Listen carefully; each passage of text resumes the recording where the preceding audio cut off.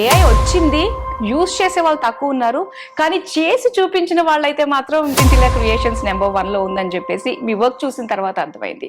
So how you're different from others? Generative ఏఐతో ఎంత maximum మనకి ఏఐ వచ్చిన తర్వాత మన హ్యూమన్ ఇంటెలిజెన్స్ ఇంకంతే అంటారా, స్మాష్ అంటారా? లేదండి. ఇప్పుడు టూల్ అండి, AI is a tool. For example, ఎంత గొప్ప టూల్ వచ్చినా సరే హ్యూమన్ ఇంటెలిజెన్స్ లేకుండా ఏం పని చేస్తుంది? పని చేయలేదు. హ్యూమన్ ఇంటెలిజెన్స్ కి ఆర్టిఫిషియల్ ఇంటెలిజెన్స్ హెల్ప్ అవుతుంది తప్ప కేవలం ఆర్టిఫిషియల్ ఇంటెలిజెన్స్ తో మనం ఏమీ చేయలేం. ఇప్పుడు ఫర్ ఎగ్జాంపుల్, ఎలాంటి ప్రాంప్ట్ ఇస్తున్నాం, దానికి ఎలా కావాలి అనే ఇమాజినేషన్ ఎక్కడి నుంచి వచ్చింది? మనిషి నుంచే వచ్చింది, మనిషి నుంచే రాబోతుంది కూడా ఫ్యూచర్ లో కూడా. ఫర్ ఎగ్జాంపుల్, చాలా సార్లు మనకి ఇమాజినేషన్ చాలా బాగా వస్తుంది. క్రియేటివ్ ఫీల్డ్ అంటేనే ఇమాజినేషన్. ఆల్వేస్ వీ డ్రీమ్, కళ్ళగంటా ఉంటాం. అది ఇది ఎట్లా ఉంటే బాగుంటుంది కదా, అలా ఉంటే బాగుంటుంది కదా, కళ్ళగంటాం.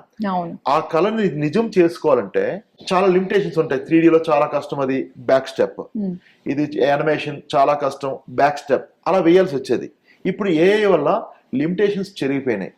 మీకు ఎలా ఊహించుకుంటే, ఎలాంటి ఊహ వస్తే ఆ ఊహని అది ఇంప్లిమెంట్ చేయగలుగుతుంది. కానీ ఆ ఊహ ఎక్కడి నుంచి వచ్చింది? మనిషి నుంచే వచ్చింది. కాబట్టి ఆ మనిషికి తన థాట్ ప్రాసెస్ బాగా ఉన్నంత కాలం, తనకు ఐడియాలజీ బాగున్నంత కాలం, తన క్రియేటివిటీ అద్భుతంగా ఉన్నంత కాలం ఏఐ కాదు కదా ఏది కూడా డామినేట్ చేయలేదు. హ్యూమన్ డామినేట్ చేసే టెక్నాలజీ ప్రపంచంలో రాకపోవచ్చు బహుశా. ఈ మాట వింటుంటే బాగుందండి. ఒక రకంగా భయం వేస్తూ వచ్చేది, ఏఐ వస్తే చాలా ఇబ్బంది పడాల్సి వస్తుంది అని చెప్పేసి. కొంచెం మాకు ఒక ధైర్యాన్ని తీసుకొచ్చింది మీ మాటలనే చెప్పాలి.